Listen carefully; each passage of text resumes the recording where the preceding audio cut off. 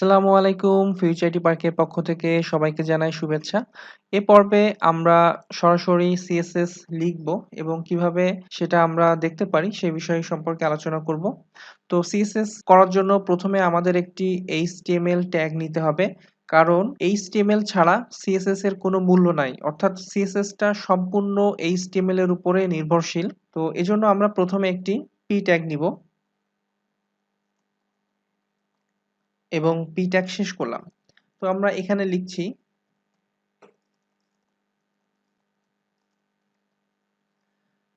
তো এখানে আমরা লিখলাম ওয়েলকাম টু ফিউচারিটি পার্ক। তো এইটাকে আমরা এখন ব্রাউজার ওপেন করব। তো আমরা এখানে দেখতে পাচ্ছি যে আমাদের HTML এর মাধ্যমে আমরা একটি ট্যাগ লিখেছি যেটার আউটপুট আমরা এখানে দেখতে পাচ্ছি। তো এটাকে আমরা CSS করব। তো তার আগে আমরা একটু জানবো যে CSS কিন্তু তিন ভাবে লেখা যায়। প্রথমত আমরা চাইলে লাইনের মধ্যে লিখতে পারি, অর্থাৎ এই যে আমরা ট্যাগ নিয়েছি ট্যাগের মধ্যেও লিখতে পারি, বা আমরা চাইলে এই যে আমাদের হেড আছে এই হেড ট্যাগের মধ্যে ইন্টারনাল হিসাবে লিখতে পারি। আবার চাইলে আমরা প্রথম যে CSS সম্পর্কে আলোচনা করেছিলাম সেখানে দেখেছিলাম যে HTML এর মতো আলাদা CSS ফাইল তৈরি করে সেটাকে লিংক করে আমরা CSS ব্যবহার করতে পারি। তো তিনটা পদ্ধতিই আমরা শিখব। তো প্রথমে আজকে আমরা ইনলাইন CSS শিখব, অর্থাৎ লাইনের মধ্যে কিভাবে CSS করতে হয় সে বিষয়টা শিখব। তো আমরা যদি কোনো একটি ট্যাগের মধ্যে CSS লিখতে চাই তাহলে আমাদের একটি অ্যাট্রিবিউট ব্যবহার করতে হবে। অ্যাট্রিবিউটের নাম হলো স্টাইল। তো আমরা এখানে স্টাইল অ্যাট্রিবিউটটা নিলাম, আর অ্যাট্রিবিউটের মধ্যে আমাদেরকে দিতে হবে ভ্যালু।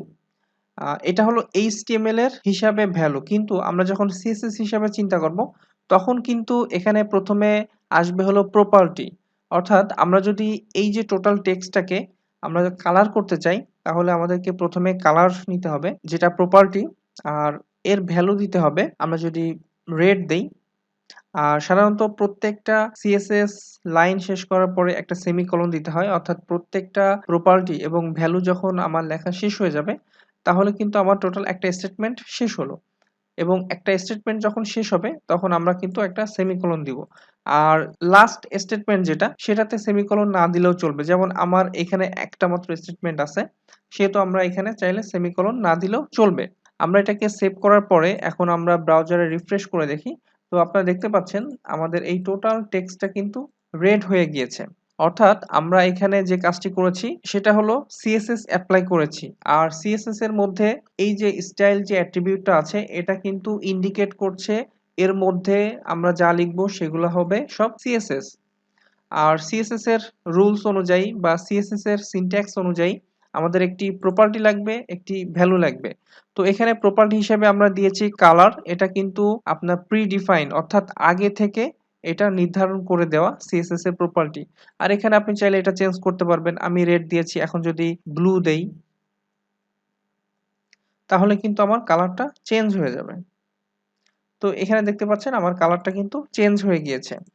একইভাবে আমি যদি আরো একটি CSS এর প্রপার্টি ব্যবহার করতে চাই সেক্ষেত্রে অবশ্যই আমাকে সেমিকোলন দিতে হবে, এবং আমি চাচ্ছি যে এটার যে সাইজ আছে এই সাইজটাকে একটু বড় করার জন্য এজন্য আমাকে ব্যবহার করতে হবে ফন্ট সাইজ।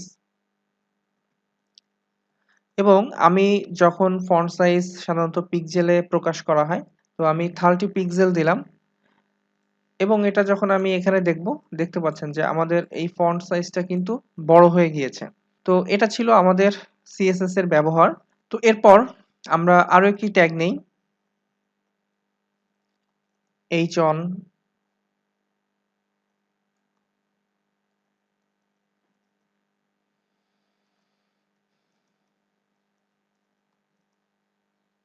তো আমরা এখানে লিখলাম CSS টিউটোরিয়াল 2022 এবং এটা আমরা সাধারণত ব্রাউজারে গেলে ডিফল্ট ভাবে ব্ল্যাক অবস্থায় পাবো। তো এটাকে যদি আমরা এখন স্টাইল করি, অর্থাৎ এখানে আমরা স্টাইল দিচ্ছি,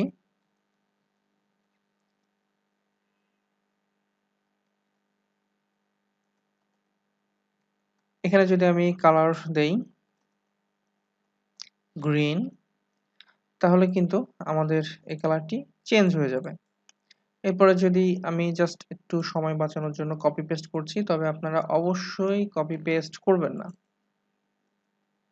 যদি ইয়েলো দেই তাহলে দেখুন আমাদের পরের যেই on ট্যাগটির কালার সেটা কিন্তু ইয়েলো হলো।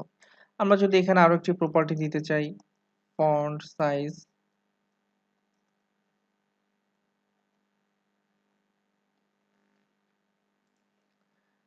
তাহলে আমাদের এই পরের যে লাইনটা আছে এটা কিন্তু একটু বড় হয়ে প্রদর্শন করবে।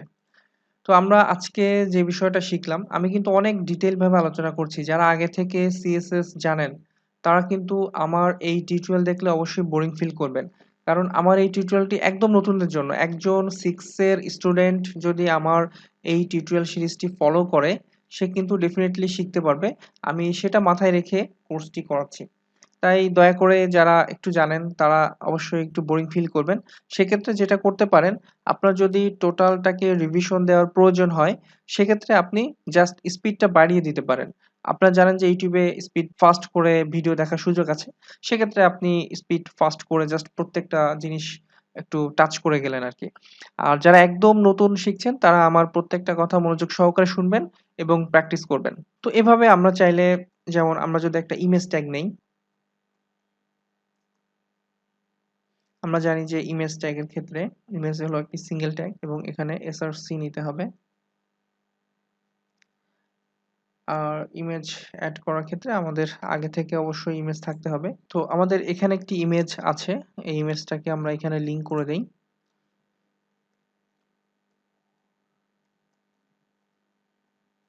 এখানে আমরা যখন ইমেজটাকে আমরা ওপেন করব, তো দেখেন ইমেজটা কিন্তু অনেক বড় একটা ইমেজ। আমরা এটাকে CSS এর মাধ্যমে ছোট করে দিতে পারি। এজন্য যেটা করতে হবে, আমাদের স্টাইল নিতে হবে,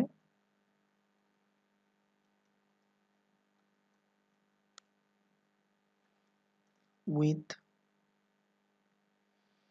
আমরা 300 পিক্সেল করে দিলাম।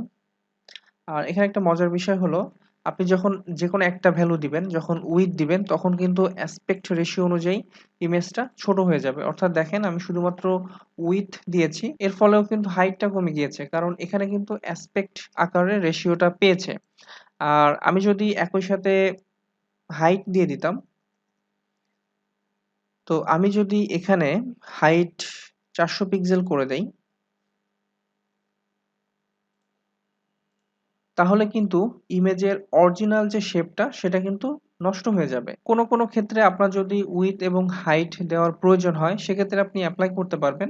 বাট কোনো ইমেজের অ্যাসপেক্ট রেশিও যদি একই রাখতে চান, সেক্ষেত্রে যেকোনো একটা ভ্যালু ব্যবহার করা ভালো। সেক্ষেত্রে আপনি যদি শুধুমাত্র উইডথ ব্যবহার করেন, তাহলে সেটা কিন্তু পার্সেন্টেজ বা রেশিও অনুযায়ী হাইট নিয়ে নিবে। তো এক্ষেত্রে আপনি এখানে বুঝতে পারছেন যে আমরা হাইট দিয়েছি বলে ইমেজটা লম্বা হয়ে গিয়েছে। আবার আমি যদি হাইটটা মুছে দেই, সেক্ষেত্রে কিন্তু ইমেজটা আবার পার্সেন্টেজ অনুযায়ী হাইট পেয়ে যাবে। তো এটা ছিল আমাদের সিএসএস এর স্টার্টিং, অর্থাৎ যেটার মাধ্যমে আমরা জানলাম সিএসএস কিভাবে লিখতে হয়। আর আমরা এখানে যেই সিএসএস গুলা প্রত্যেকটা লাইনের মধ্যে লিখেছি, অর্থাৎ পি ট্যাগের মধ্যে লিখেছি, এইচ অন ট্যাগের মধ্যে লিখেছি, তারপরে ইমেজ ট্যাগের মধ্যে লিখেছি। এই যে প্রত্যেকটা ট্যাগের মধ্যে লেখার কারণে, এজন্য এটাকে আমরা বলছি ইনলাইন সিএসএস। বাট এটা যে আপনাকে আলাদাভাবে খুব মনে রাখতে হবে যে ইনলাইন, ইন্টারনাল, বিষয়টা এত জটিল কিছু না। বাট আপনি জাস্ট জানলেন যে লাইনের মধ্যে প্রত্যেকটা ট্যাগের মধ্যে আমরা যখন সিএসএস করব, সেটাকে সাধারণত ইনলাইন সিএসএস বলা হয়। তো নেক্সট পর্বে আমরা ইন্টারনাল সিএসএস নিয়ে আলোচনা করব। সবাই ভালো থাকবেন। ধন্যবাদ।